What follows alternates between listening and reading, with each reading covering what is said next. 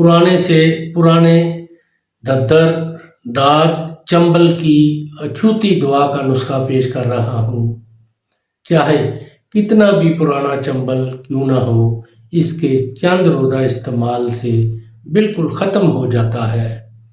नुस्खा है अजवाइन देसी 10 तोला, शीर मदार यानी आग का दूध 20 तोला।